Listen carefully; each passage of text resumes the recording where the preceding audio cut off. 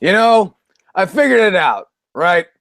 Why do you guys come here every single week? I know why, because this is the most handsome podcast in the history of YouTube. Ladies and gentlemen, boys and girls, welcome to the Hate Bit Podcast. I'm your intrepid host, Yell Chaos. Joining me all the way over there in Pittsburgh, Pennsylvania. I was going to say something real nice about him, but it turned out it would be all fucking lies. Alpha Omega Sid. It is extremely true. Find these awesome Resident Evil comic magazine things. They're good. Jim Lee did the covers, so they look pretty. Yeah, it's Resident Evil. That's all. Welcome to the show. Indeed. And also joining us from a bunker deep below the ground. Godspeed, folks. Sorry I don't have my camera. All my lights burned out. I am coming to you live from a Zagreb bunker. Either that or from Phoenix, where winter is our favorite day of the year. Godspeed. Indeed. Welcome to our program. We got a great show for you today, a big show. We want to make sure that each and every one of you check us out on the social media, if you're so inclined, on your Facebook, on your Twitter, on the Instagram, and all that sort of thing. That way you can see the pictures of the birds that come and shit in my yard. It's a great thing, so make sure and check it out. Also, if you have questions, comments, concerns, correspondence of any kind, please drop us a line at hatebitpodcast@gmail.com. Now, with all that being said and all that being out of the way, we have to start the show on a down note yet again, because that's just plain what we do around here. Rest in peace, Charlie Murphy. Very, very, very sad to hear about that, the passing of Charlie Murphy. Eddie Murphy's brother, a longtime comedy writer and apparently close confidant of Prince and Rick James. And I understand that Dave Chappelle did a little something for him. Is that not true? No? Just a tad bit. I like to think so. It sucks because a lot of the shit that he was known for was pretty much like most modern audiences were just like, Charlie Murphy, oh yeah, Dave Chappelle show. And to be honest, he was part of like some of the biggest highlights of that entire show. So absolutely. I will say that. I have nothing but nice. I have more nice things to say about Charlie Murphy than I do about Eddie Murphy. One thing is that Charlie Murphy was smart enough to, be off camera. So that's something that's special. Razorfist, did you have any nice things to say about Charlie Murphy? Nope, not particularly. I don't find him funny or him or fucking Dave Chappelle. So yeah, I'll take the fucking slings and arrows. Fuck him. Not funny. Don't give a fuck. Don't give a shit. Sorry. Razor Fist comes stumbling out, looking like the end of 300 suddenly. I want to make it. Yeah, I'll be the asshole. I want to make an apology. Razor Fist has been the victim to many open mic nights. You have to understand. It's a shame, but it's all true. Right. I've done too many to have respect for this man. Right, absolutely, and had too many beer bottles thrown at my head. No, you leave stuff wide open when you say things. No, sorry. Here's my tribute to Dave Chappelle and Charlie Murphy. Did you know that white people and black people have fundamental differences in the way they approach their daily lives? Oh, wait. Are you Richard Pryor? That's the joke. I'm not sure. I think you were being Richard Pryor just then. That's just me. Possibly. Awesome. Was it always roses and sunshine on the Richard Pryor front? But that having been said, Charlie Murphy, the world will be one less fellow with really bright shiny white teeth. So there's that. If we can say nothing else, In other news, EA's Peter Moore is retiring from the game business. I understand to be stunt double for the Grim Reaper, and something he's always wanted to do. No, I understand. I'm sorry. He is leaving to become CEO of Liverpool Football Club. The football club in Liverpool. Apparently, something he's always wanted to do, and he will be leaving the video game business forever. For those of you who don't know Peter Moore, the president of EA Sports when it was its own separate entity, and as of right now, I think chief operating officer of competition or something like that. And you know those names for people that get worked to death for no good reason. Peter, if you were here for the Hate Bit Podcast E3 show we did last year, Peter Moore aged a decade inside a single year. And I think that he has just been squeezed out of the game business. That's Yeah, I've seen better looking faces on a pirate flag. I don't know what the fuck is happening with this cat. It seems like he compress aged. the only thing I can think here. My thinking is he's the one that had to like talk to Pele. Yeah. I think that would put years on anybody to have. You had to pretend that FIFA was worth a shit in America. Right? Yeah, exactly. All that. See, and what people don't understand is people who have to fawn and fake acting, that's hard on their bodies. So EA has done that to Peter Moore, and now Peter Moore is going to go for a much easier life in professional soccer. That's amazing. That the simple, easier life from this is to go work in professional soccer, where people kick each other all the time. Yeah, I personally wish that he would have just decided to leave and give us, I don't know, another 3DO for no reason. Just make that the swan song. Fuck it. We need another system out there. Why not? I got a soft spot in my heart for the 3DO. I'm a terrible person. I also wish that M... Huh? Let's explore that. Why is that, since we're talking about EA? Dude, the 3DO was like the better version of the Sega CD. And I wanted some of these games so fucking much, and I know that they're garbage. I recognize that they were garbage back then, with the exception of certain things like, was it the One Wing Commander and Road Rash and shit like that. But there was oh my god, I can't remember some of the games, but if I see the footage from them, I'm like, that they were so bad that they were good. And that was the 3DO. And plus, I still remember wanting the M2, and that never saw the light of day. Well, not officially, but so bad it's good. So basically, the Trauma films of video games. You know what? Yeah, that. And a similar budget, as a matter of fact. There's this one game on 3DO that stars this dude that looks just like Dog the Bounty Hunter. Yes.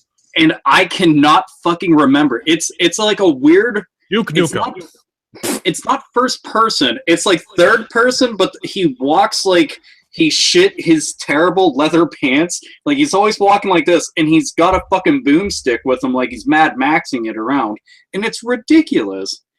I've got to find this shit. And this is how I do professional podcasts, by the way, everybody. Is by looking up things live. Like you're on a bad date. Fantastic. a very prepared program we have. I personally think, and this is my professional opinion, being a professional podcaster and a full-blown legitimate newsman, I want to say that the 3DO sucks. Oh. It does suck. I mean, the system does suck. Let's be honest. The only thing I think that 3DO was ever really good for was making sure your coffee table didn't get up and go somewhere else. Yeah, it's a bulky thing. I've never owned one. I'd always wanted one, but they were just too fucking expensive. Oh, by the way, Killing Time. That's actually a good game on there. One of like 10, I think. Yeah. Okay, I can't find the fucking game for the life of me, but just trust me, there's a Dog the Bounty Hunter game where you're walking around, you're shooting weird-looking shit, and it's really, really bad. Like, good. So bad it's good. Yes. Fuck off. That's it. Peter Moore, give us the 3DO. If you have too much room in your house, buy it. And too much money. I think actually discussing the console cost us all $5,000. I mean, it could be worse. It could be the TurboGrafx or the Neo Geo, because those, you have to take out a loan to discuss either of them. Look at them, like meet my gaze. Well, I don't have $1,000. Well, tough titties. So fucking terrible. I love those systems though. They're so good. But dude, if you want a TurboGrafx collection, you need like at least 10 grand. Shit makes no sense. It's fucking ridiculous. Need to donate all of your blood. No, there's not enough. Which explains what happened to Peter Moore. So, he's been he got to be one of the. he got to be one of the fucking corpses from Indiana Jones and shit. And then, Well, like, first he's shuffle gonna him be, out he's on gonna be one of the stage. corpses in Dead Island. That's what I think. But you know, we have lambasted Peter Moore just a little bit over the last few years, so it's going to be happy trails of Peter Moore. We say farewell to the Dorian Gray of the video game industry. Enjoy your chemo treatments. Indeed, and also enjoy your widow's peak. Thank you, Peter. We appreciate it. Now, in other news, you know, the fine folks, or I should say the dumb fucks over at the Chicken Noodle Network, CNN has blamed video games for all of the world's problems yet again. Isn't that true, Alpha Omegason?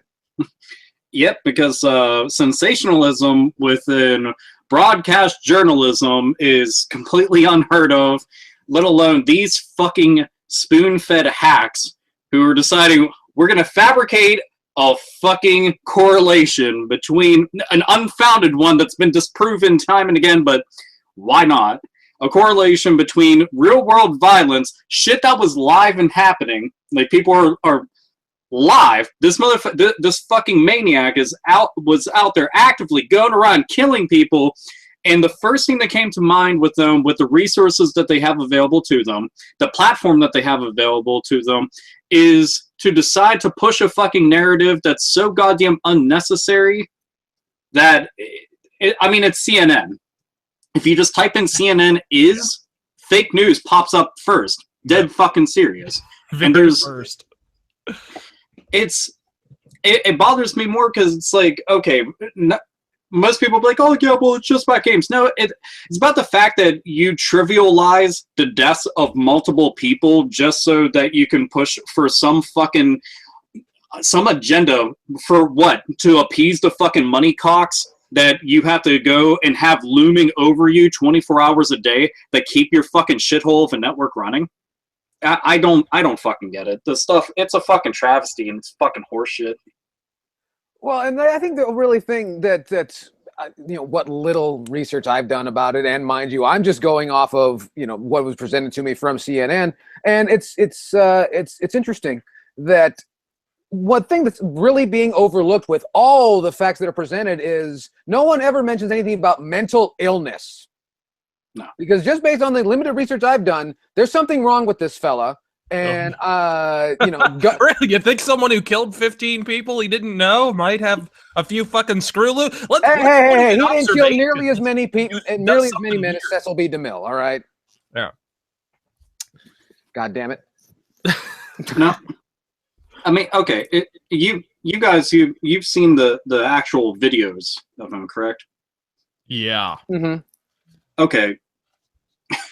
All you have to do is just the fucked up and sickening and really unfortunate, because it's everywhere now. Video of the old man who basically got shot. Like, dude just ran up onto him with a camera. This old man's scared shitless. Then he just pulls out a gun, points it at him, dead.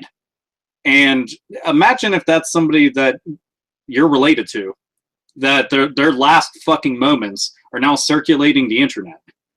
And then you see a video of him, he just recorded himself, literally sat up his stupid little fucking phone of him having a conversation.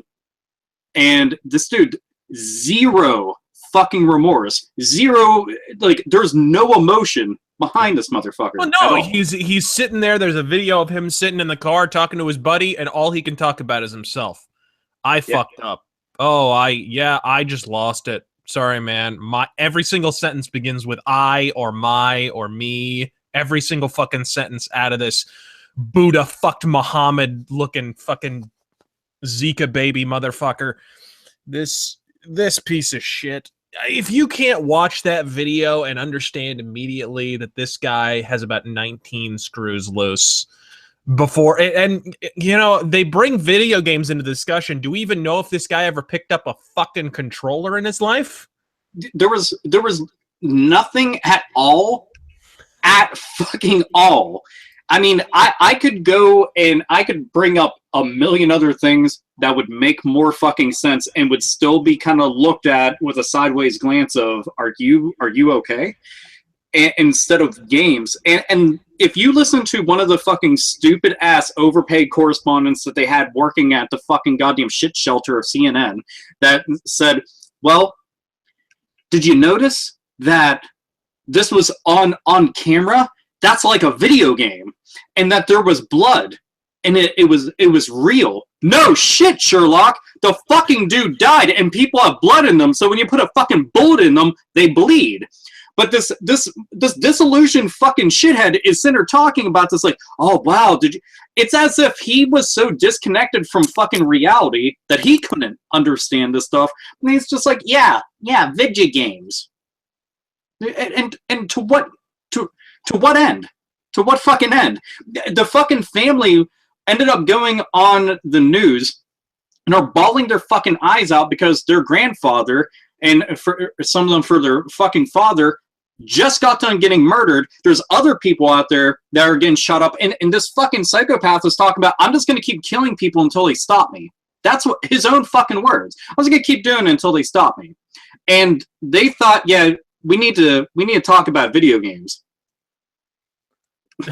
Yeah, absolutely. You know, it's not like people aren't getting fucking killed on CNN for the last 25 goddamn years. Yeah, I mean, you know, Jesus the people Christ, that put the fucking war on TV. I mean, for fuck's sake, a typhoon blew through goddamn Louisiana. CNN were sitting there talking about, oh, these people are so poor and so black. Oh, look, one of them just went under. Oh, okay, shit, let's rally around. Like CNN were rifling the remains of fucking Hurricane Katrina, and now they're rifling this old man's remains who did nothing wrong except, you know, walk down to his kid's house to go celebrate fucking Easter. Like, what the shit? Yeah, that's the bad part about it is you got somebody who, this is just an innocent man who was out there doing what every other fucking person is doing, and some fucking mental case, in his own words, oh, I just snapped, man. I just snapped. And I did this. And people are just pushing anything that they possibly can. At one point, I had seen them go and purposely put some shit like dark white skin or some shit because they want to start pushing for a fucking racist narrative. And they Photoshop this in so that they could be upset about it. And you just continue to trivialize the fact that motherfuckers lost their lives. And you don't care because you want to use this as your fucking platform to push for something else because you were that fucking cold. And fucking video games, you think, I just got them playing Persona 5 today. Man, running around in a fucking dungeon, going and killing all these stupid fucking demons. That's a lot like going up to somebody with a fucking gun and recording them as I shoot them to death. Yeah, same fucking thing. It's... But I already know that they're sacks of shit, and I don't expect any better, yet it is always just as fucking disgusting every time they decide to go and turn around and do the same kind of crap. Well, and not only that, these are the people that are putting shootings on television. I love how they put a shooting on television and they put a fucking Walmart commercial and a Ford Trucks commercial on either goddamn side of it. And then they said, you know, video game people are real fucking assholes. Not only that, but this is right in the middle of the whole YouTube thing where anyone who talks about politics is being demonetized across YouTube. But CNN can show a fucking snuff film and McDonald's is like, well, shit, you probably want a fucking Big Mac. After watching that shit. Yeah, you can't show boobs on Fox, but you can show fucking killings on CNN. Yeah, we can show Dennis Franz's hairy, sweaty cop ass. But that's don't worry, because according to Onision, that motherfucker is saying, oh, it's all PewDiePie's fault. The reason that YouTube's the way that it is. It has nothing to do with the fact that I'm a complete and utter fucking hack and I'm failing at virtually everything that I've ever fucking attempted because my claim to fame is Tosh.0 turning me into a fucking meme. But hey, you know, right now YouTube has been in the fucking shits for a while and is not seemingly getting any fucking better because advertisers have been pulling out left and fucking right. There's certain fucking innuendo to go and make jokes out there. But with this, it's totally fine. We can go and put commercials on all this fucked up stuff, but how dare people on their own designated platform, how dare they go and talk about this stuff? They're fucking heathens and they're fucking monsters. They should have no say. let's just go with the corrupt fucking manipulative motherfuckers out there that have more pull, that have more sway, that actually have control over stuff. Let's give them that limelight. Makes total fucking sense, Chief. Good job. That's just the way things are. And demonetizing over jokes, like as if no one is aware of the fact that our ability to recognize humor is what it's what separates us from the apes and the SNL writers. So yeah, you know, little Lenny Bruce said that, and then they led him off the stage in handcuffs. You know what? You're not wrong. Yeah, so never forget your history. But on to other news, because God, that's just a goddamn shame. But the point is, well, this is not the end, of course, because fuck CNN. Why? Just because. Yeah. And fuck Wolf Blitzer, because that's a fake name, and you know it. There you go. Hashtag fuck CNN. Yeah. And so make sure to do that. Check it out on your social media. Jump on there. Throw on Twitter. Just fuck CNN just because. Just tell them the Hate Bit Podcast sent you. Why do you hate CNN? Because the Hate Bit Podcast hates CNN. I think it's a good reason. I've had that feeling for a long time, you know. Honestly, anybody who really, they were the first people to show Middle Easterners murdered by missiles. They were the first people to show that on TV. So these are not people that deserve your respect. I'm not upset or anything. It's okay. But on to other pieces of news in other parts of the world. I was going to rub this in your face, but I'm not going to. The NES Classic Edition has been discontinued. Yep. And fucking why? I mean, I can understand. I know. I take that back. I can't understand a goddamn thing of this. Okay, we're selling a lot of this. Fuck them. They can't have it anymore. Is that what I'm to believe now? Alpha, you had a bit to say about that. You did a little ranting about it earlier in the week. Tell the people how you feel. So I've had multiple people try to explain this to no avail because it was all fucking stupid. Well, Nintendo, they only did it in the first place because of brand loyalty. Okay, well, when you have barely even like a couple percentage of your loyal fans who got their fucking hands on it, exactly how the fuck is this working out? Well, this could undermine the virtual console. Do you really fucking think that it's going to with how well it's fucking selling? Are you that fucking dense? Are you that fucking retarded? And you want to know what can undermine the virtual console? Every single fucking electronic device known to man because they can all run an NES emulator. Shut the fuck up. Well, maybe it was just too expensive for them to make. Do you think that Nintendo doesn't ever take into account of hardware before they go into the manufacturing process? They are always making sure that they make cash day fucking one on putting those on the fucking store shelves. I think, and I can be wrong, but I think this makes a lot more sense. I think that Nintendo is deciding, you know what, this thing is way too fucking popular. Let's pull the fucking plug on it and then increase the fucking demand, because artificial inflation will keep that demand high. So if they ever decide to go and tropes back to doing this again, that shit will sell out just fucking like that. And you know what? The demand did increase. Now all of a sudden the NES Classics, little NES Minis on eBay, shit's going for like $200, $300, sometimes more, $100. I mean, it's working. The demand is there. It's just a shame that fans, actual fans, can't get their fucking hands on them. And people will go and argue, who the fuck cares? So many other things out there go and do that. Fans care. That's who they were supposed to be catering to. So if the fans aren't getting their hands on it, doesn't this seem counterproductive? And Nintendo's deciding, oh, well, I don't want money. I want the resellers to go and have the money. That seems to be counterproductive. Don't you think? Just a bit. Well, you look at how they're approaching the production of the fucking Nintendo Switch. That's their main console, and people still can't get that goddamn thing.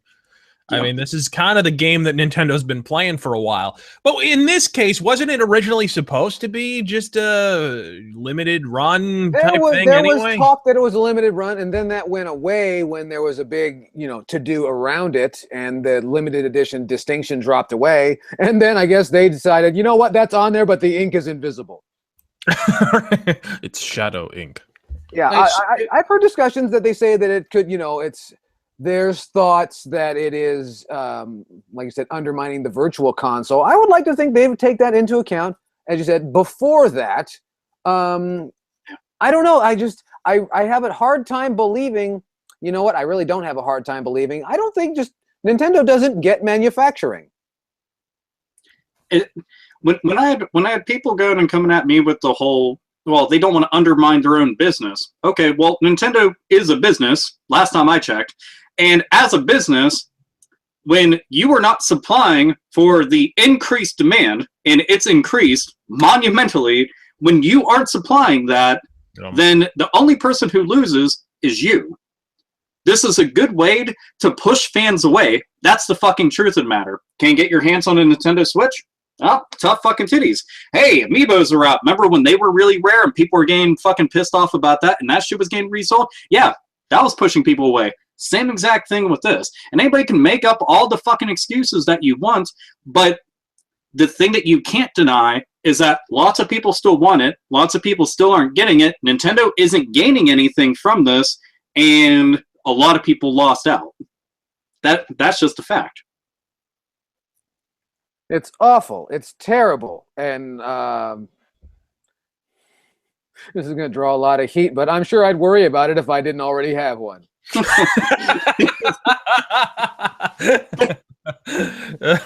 mean, I don't know what to say. I mean, I'll be honest. I had to bust my balls like a fucking crazy person to get one. Do I enjoy it? Yes, but never did I envision that this is the way this would go. I mean, and we can make all the jokes all day long about, not being there in the moment and whatever have you, but not even a year. I mean, that's super limited. And not only is it super limited, think about how many times that they technically released these into stores to be sold. Yeah, like 4 times, right? Like even when they did it more than once, they did it on such a low level, it might as well not have fucking existed. Because it basically showed up out of nowhere and was gone, lickety split, just like that. You didn't see that shit anymore. The Ouya method, if you will. Yeah. Well, the Ouya method was still there. The Ouyas are there. Make no mistake about that. Oh, I got a picture of me with an Ouya because I really thought it was an Oasis. Thought something might be happening to me, and I was like, okay, I need this picture to make sure. And it was real. It was amazing. You started working that Hellraiser puzzle box, and that fucking pinhead came out. I mean, it does have that button on it. I'm pretty sure if I slide my thumbs around it, all of a sudden fucking chains and hooks come at all the Target employees. And I'm like, whoops.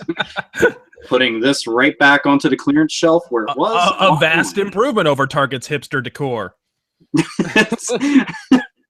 It's Target. Jeez. Right. Oh, that's right. Fancy. But it's, the NES Classic. I just hope that if Nintendo's smart, make more of them. And if Nintendo plans on doing a follow-up with like the SNES Classic Mini, whatever the shit, please, for the love of fucking God, make a lot of them so that you don't run into this problem. They will sell no matter what. Just make enough. That's all.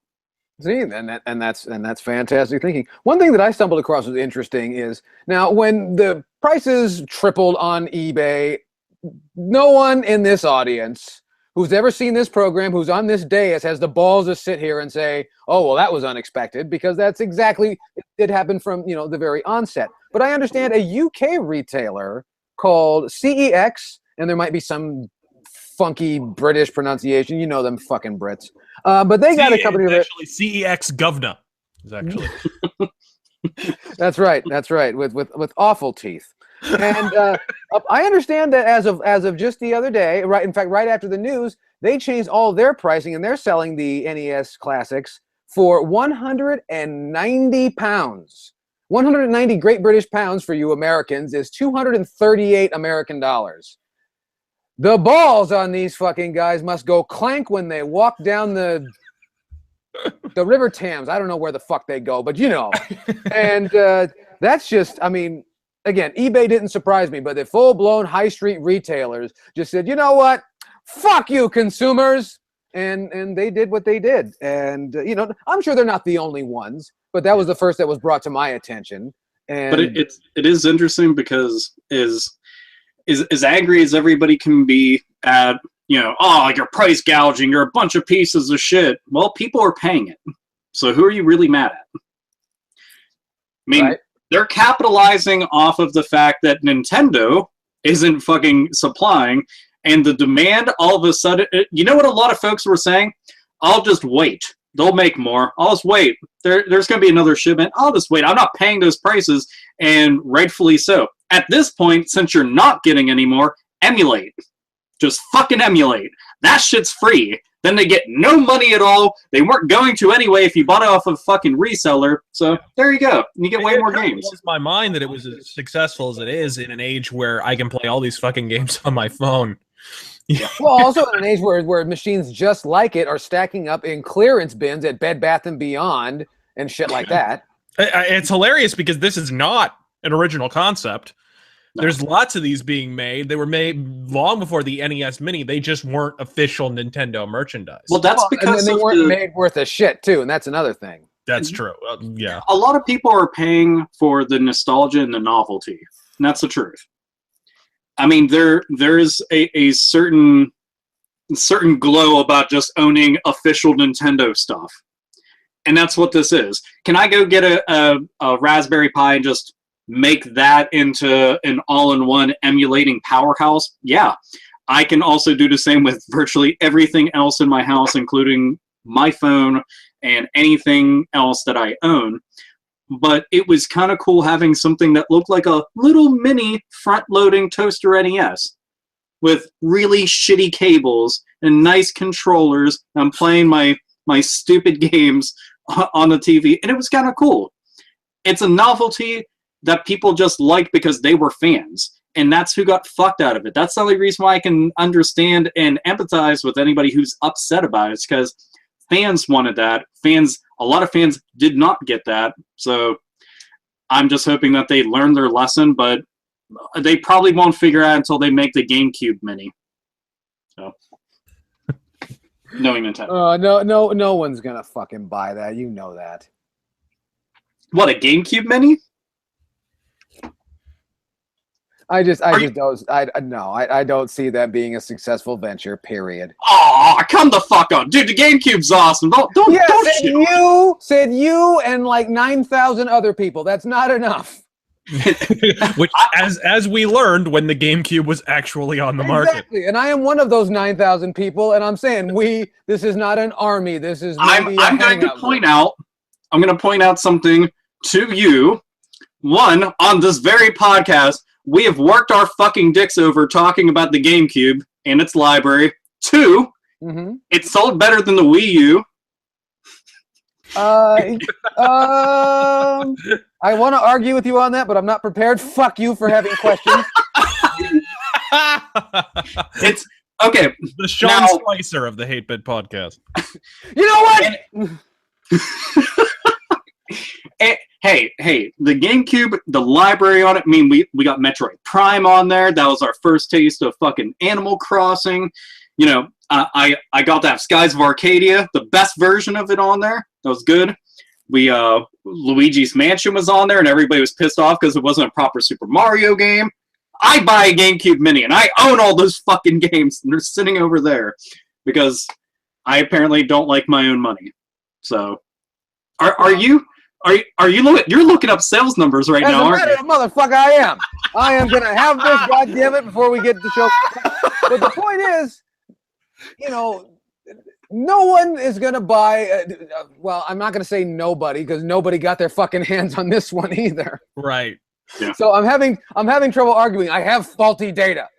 Yeah. I have alternative facts on how the about subject. This will be able to end the argument if. And answer honestly, if they made a GameCube Mini, would you buy it? Would I buy it? Yes. Would a fucking million people buy it? No goddamn way. Well, I mean, there was no guarantee like billions were going to buy the NES. The GameCube is one of those systems that it was appreciated way more well afterwards. Yeah, it's kind of a Dreamcast situation. It is. Absolutely. Absolutely. Dreamcast Mini coming soon. I would. Oh my god, dude! Complete with 32K modem. It's gonna have a little PC speaker on the outside to make the whirring noises from the disk drive that doesn't work properly. Yeah. Those weren't whirring sounds. That sounded like shit was coming up from the depths of hell. And when that laser was moving, it went. It sounded like a faulty hard drive with a megaphone attached to it. It sounded like it too was playing Sonic Adventure, and it didn't like it either. And I can understand its pain. I really can. So, dude, all the Sonic fanboys are gonna be like, "Damn you!" Hey! You know what? All you Sonic fanboys who like Sonic Adventure, you can kiss my dick. And by the way, Bubsy 3D can suck a nut. Be careful. That'll be an hour-long discussion that you won't be able to get away from. Kid, I'll fucking show him. I don't need any fucking bullshit from people like that, you know. I'll throw a fucking GameCube Mini at this motherfucker. I'm not afraid. God damn it. But with that having been said, now I'm throwing shit at special needs children. Thanks, Alpha. So yeah, it's okay. I already defamed the dead. We're good. We've set the bar remarkably low here. Well, yeah, and technically, okay, you're talking about making fun of and attacking like the mentally disabled. I mean, Razorfist was just talking about SNL writers earlier, so he beat you to the punch. There we are. That's true. That's fair enough. But yeah, that's the end of the line for the NES Classic Edition. So, you know, get yourselves ready for E3 when they announce the fucking SNES Classic Edition, and then you won't be allowed to have one. They will make -7 of them, and you will owe them money even though you will not get it. You will owe them an SNES Classic. Like, you will have to manufacture and produce one and give to them, or you'll else. have to travel to China on your own dime. You have to work at Foxconn for free. You get no bathroom breaks. None. You have to piss in a bottle. You have to go to China where they'll have a look-alike contest and everyone will win.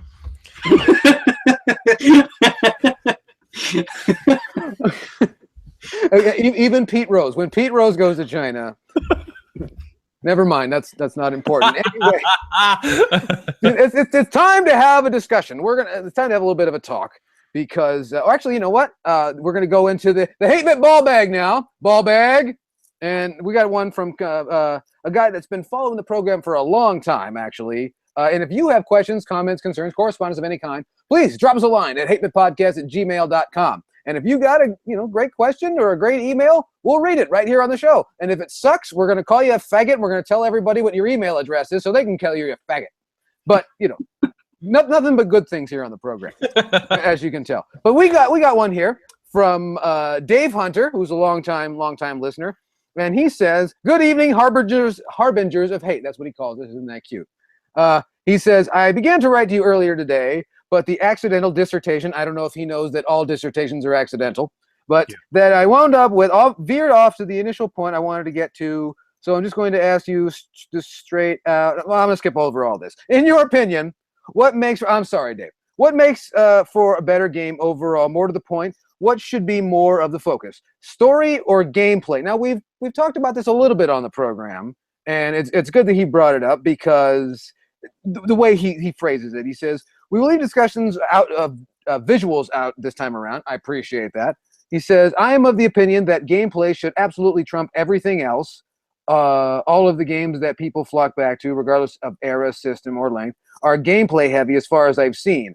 But I would love to hear some clarification from the only 3 people I can trust to give an honest opinion about the issue. Cheers, Dave Hunter of San Antonio, Texas." Well, thank you, David. Thank you very much.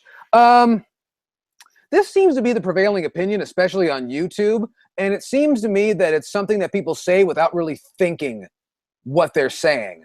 Is gameplay important? Yes. Is gameplay what brings people back to video games? Not always.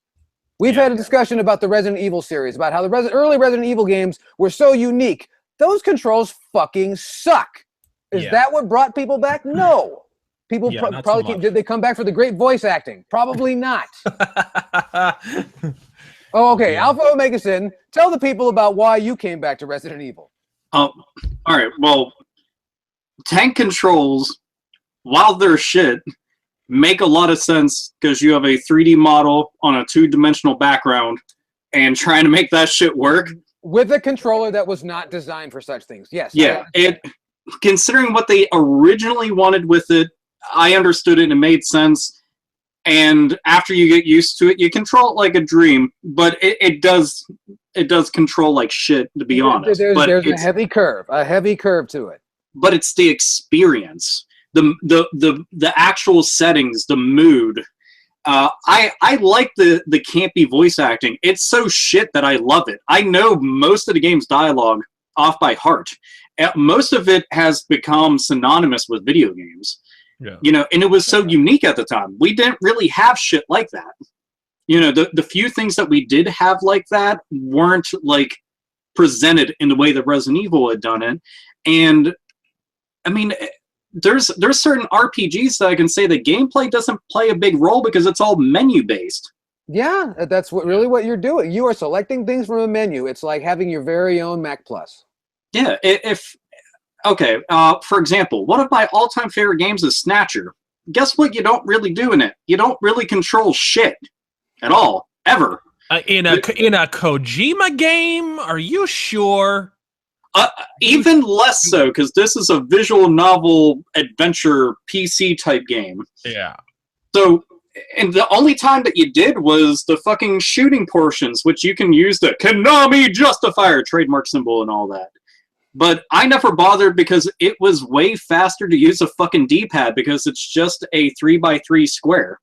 So way easier to just use D-pad and kill everything without having to hook up my tube television CRT and my Sega CDX and all that shit. But it's going to depend on the game. There's some games that if you play some shit like a rhythm game, the music is going to be a lot more, it's going to be one of the major focuses in that. For RPGs, story is always the most important aspect, unless like I'm playing some shit that's like a big open world role-playing game where gameplay is extremely important, but the story, I'm going to say, is as important.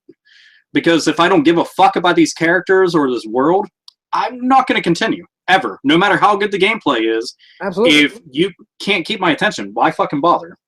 So it depends. Well, and then there's another aspect of that. A game that leapt to my mind, I don't know why, but I think this is kind of poignant to our conversation, was a game released, an early PS3 title called Flower. I don't know if you guys are familiar with it. It's essentially a tech demo for the Sony 6-axis technology. Yeah. For those of you who haven't seen it, check it out. It's right here on YouTube. You can't miss it. And it's a whole bunch of, motion control, turning your controller. There's not too much of an objective to a lot of it. But it's an experience that, what brings me back to that game? Is it the gameplay? There's not really gameplay to speak of. Is it the story and the characters? There's no real story and characters. Is it the visuals? A little, maybe. But I think the overall package brings it together, lacking all of those things. And also, it's one of the first games, if not the only game, that's ever made me feel loaded without actually being loaded. And that money cannot buy that. It's like listening to Pink Floyd for the first time. You feel loaded without being loaded. Well, you haven't played the original Resident Evil, have you? Goodness. Well, it didn't do that for me, but I gather what you're getting. Well, if you think about a game like Flower, I mean, it's definitely like an art snob type game, but that's not always a bad thing if it's done well. Flowers like an interactive painting that you can go and see in a museum. In a way. And when I first saw it, like when you just watch a video of it, it's not nearly as good. It's actually kind of fucking dull and boring. If you sit down and play it, for some reason, that little bit of immersion and that interactivity makes it a lot better. And you end up appreciating it. There's not much to it. I mean, it's thimble deep in terms of depth, but it's more of an experience, something that you don't really see all the time. And the gameplay is this. Well, there's not much shit to it. Well, and what's also interesting is what thing for me anyway. I'm not a professional game reviewer, any of that sort of thing, but it did something for me that so many games have done throughout my life. Is it stole time from me? Yeah. Time just whisked away. Like I'm not really doing anything, but this is neat. Is it fun? I don't know. But it's one of those things, like I can't pull myself away from this. Fist, can you think of any games off the top of your head that you fancy the living fuck out of, but gameplay you wouldn't actually put at the very top of the list of reasons why you go back and play it? I'd put a lot of point and clicks in that category. I'd put Murdered Soul Suspect, which I enjoyed. Not a whole lot of gameplay to it, but it's mostly about story and the ride and the narrative. And I would even venture to say it's not terribly replayable. It's one, you're the only other motherfucker I know that's ever mentioned the game. Thank you. And it's a good fucking story. It's a good fucking story because it's a whodunit murder mystery. Yeah. And it's also like paranormal. Yeah. So that's two things mixed together. But you're right. It's not something that you would ever go back to play like multiple times because once you see the story, you don't really need to unless you're just in the mood for it. Well, and it's not one of those multiple forking narrative kind of games either. It's very point A to point B, here's your story, whatever the fuck. Yeah. Here's where I would throw in a proviso. I think where they run into trouble is when you start out with a game that's more about gameplay and then you start removing gameplay to get more story. Then I think you start to get into a very murky territory where you're like, fuck, I don't even have to say anything but Final Fantasy 13. Right? I don't need to say anything else because the series had been, yes, it had always been about story. Yes, it had always had, at least in its recent past, it had more cutscenes, whatever the fuck. But once you're actually carving huge chunks of gameplay out of the fucking experience just to get more story, you can't just wantonly throw this shit out. It's a video game feature, not a People's Choice Award. It's a fucking... It's something that needs to be there, motherfucker. But yeah. You know what? And this is going to sound fucked up for some people out there, but if you really analyze their games, I think it's definitely hitting nail on the head.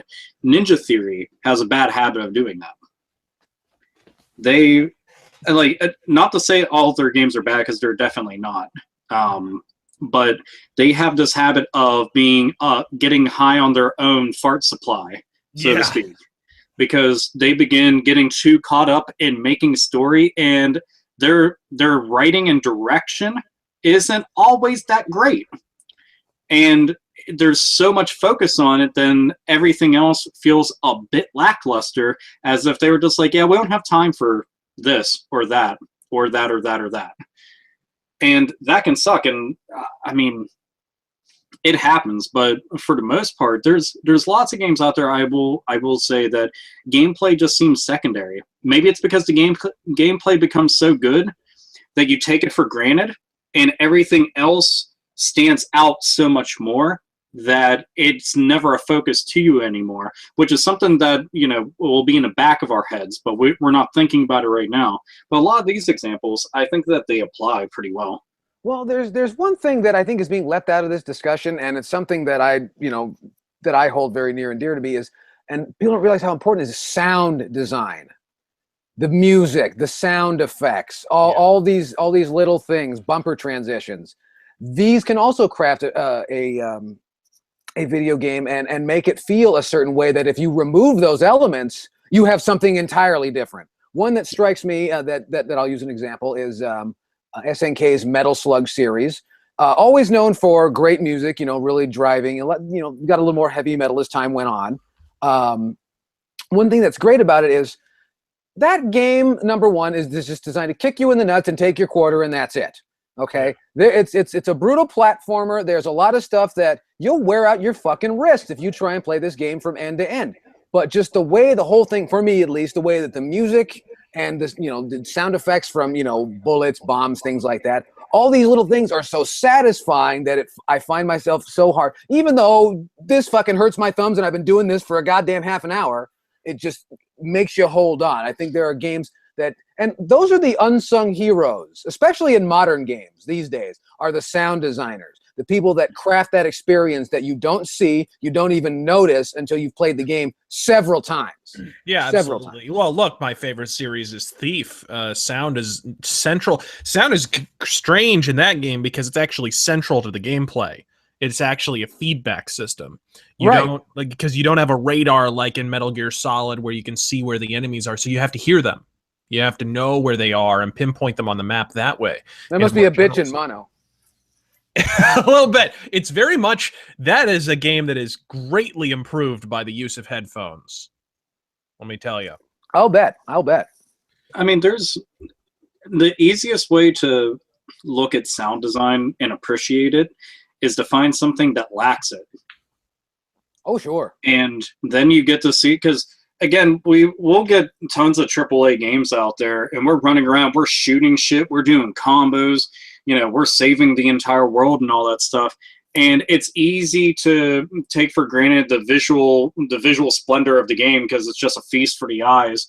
And the sound design is done in such a way that you're used to hearing all the people talk and all the explosions going off and your footsteps whenever you're running through certain types of terrain, and how they went out of their way to make each gun sound very specific and very different. Punches, depending on where they're landing, sound different. Just all sorts of shit that all matter. And if you get to see the games being developed, like they're mapping over an entire thing, like, well, if this action happens at this section at this time, it'll make this sound. And it's such very tiny, microscopic, specific moments within an entire adventure that you wouldn't think about, but they put that effort in. And when you get to notice that, then you appreciate it more. But yeah, it can be a saving grace. Good fucking soundtracks, for me, that's always important. That shit, when you take that away sometimes, it can ruin a game. Oh, absolutely. In fact, there's one that springs to mind for me actually was Gradius 3. Not the favored Gradius game by a lot of people, but if you had a Super Nintendo, that's the one you were stuck with, like me. And that game just has some fantastic sound, and I really don't think if that game didn't have the sound design and the music that it did, I don't think I'd give that game a second fucking look. It's a big pain in the ass. There's a bunch of slowdown, and there's a bunch of really cheap hit detection. But I think that and there's a number of games like that. I think F-Zero, I would not be the F-Zero fan I am, or Star Fox for that matter, without those soundtracks and the way those games were put together as well. Oh yeah, absolutely. F-Zero, big time. Yeah, think about how many games. I can tell you one off the top of my head just because I randomly hum it without thinking about it, is Castlevania. And every so often just be like, do you do that when you come into a room?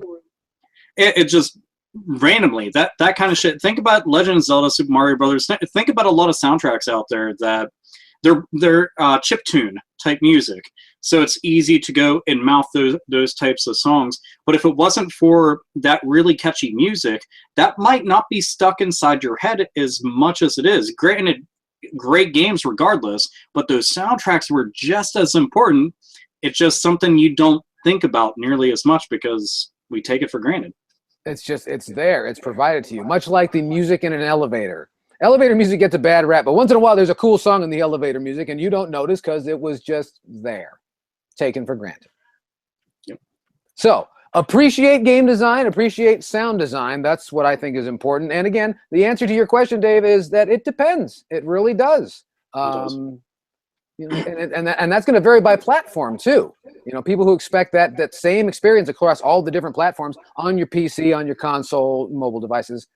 I think that whatever makes those work best, I think that is what is best. That's my feeling. And apparently that's the feeling of the entire show, because that's it. That's it for the Hate Bit Podcast for this week. We thank you very much for joining us. We hope you had a great time. I want to remind you to subscribe and check us out right here on the social media, on Twitter, Facebook, all that shit. Also, don't forget. Don't fucker. Never remember. Don't come back here ever again. We know his true thoughts now. We will bludgeon you with a tire iron. That's exactly it. And also, don't forget to drop us a line at hatebitpodcast@gmail.com. When we do the bludgeoning with the tire iron, by the way, CNN is going to blame video games. So just a heads up. And GTA by default. Yeah. And also, I mean, the upcoming Red Dead Redemption will also be a factor because, you know, if anybody with a cowboy hat shoots anybody, it's fucking Rockstar Games. It's all their fault. So that's it. I am Yo Chaos. Joining me, Alpha Omega Sin. Don't start buying pop figures. It's like crack. And reporting to us from the cover of every album from 1983, Razor Fist. Hey guys, I just bought a Daredevil pop figure. God fucking speed. He's buying 3 more as we speak. We thank you for joining us. We hope you had a great time. We'll see you next time. And if you all excuse me, I have to go put some water in Charlie Murphy's mama dish.